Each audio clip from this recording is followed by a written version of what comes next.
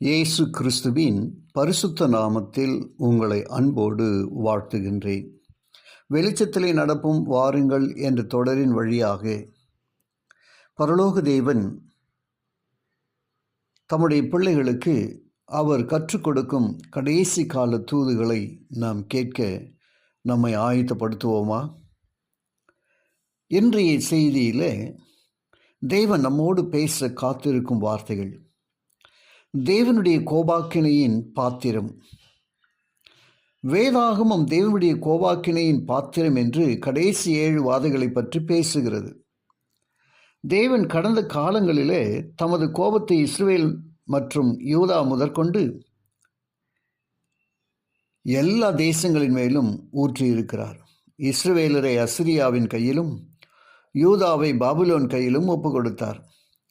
அந்த நாட்களை கர்த்தருடைய பெரிதும் பயங்கரமான நாளாகவே வேதாகமம் வர்ணிக்கிறது. எகிப்தின் மேலும் தேவன் 10 வாதைகளை ஊற்றியிருக்கிறார். ஆயினும் அந்த கோபத்திலெல்லாம் தேவனுடைய கருணையும் சேர்ந்திருந்தது. ஆனால் பாவத்தின் மேல் தேவன் தமது கோபத்தை எப்படி காட்டுகிறார் என்பதை சுட்டி காட்டுவதற்காக வேதாகமம் தமது குமாரனின் பாடு மரணத்தை சுட்டி காட்டுகிறது. இவ்வுலக பாவம் அனைத்தையும் தேவகுமாரனாக இயேசு தம்மேல் ஏற்று நம்முடைய பதிலாளியான போது கெத்செமனே தோட்டத்தில் அவர் மிகுந்த பாடுகளை அனுபவித்தார். அந்த பாத்திரம் மிகவும் வேதனையும் துன்பமும் நிறைந்ததாக இருந்தது.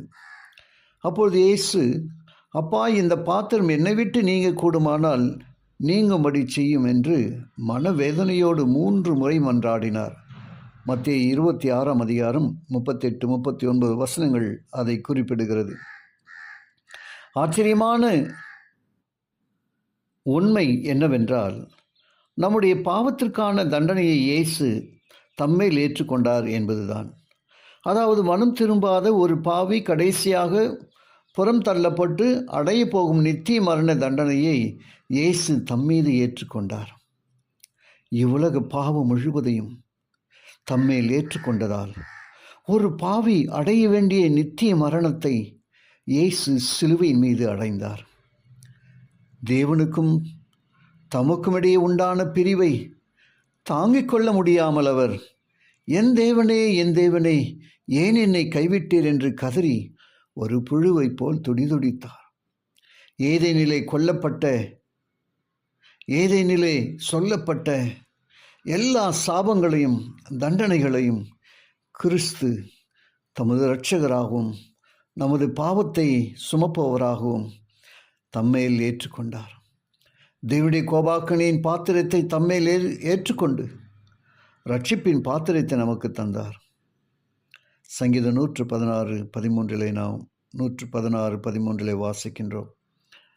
அந்த ரட்சிப்பை ஏற்றுக்கொண்டவர்களுக்கு நித்திய ஜீவனை அருளுவார். அதை நிராகரிப்பவர்களுக்கோ இறுதியில் பாவத்தின் சம்பளமாகிய மரணத்தை, அதாவது நித்திய மரணத்தை அடைவார்கள். ஜெபிப்போமா? கிருபையுள்ள நல்ல பிதாவே, உமக்கு நன்றி சொல்லுகிறோம். ஒவ்வொரு நாளும் நீர் எங்களோடு கூட பேசுகிற அன்பின் எச்சரிப்பின் வார்த்தைகளுக்கு ஸ்தோத்திரம். கேட்கிற ஒவ்வொருவரையும் ஆசீர்வதிங்க. இயேசுவின் வழியாக ஜெபிக்கிறேன் நல்ல பிதாவே.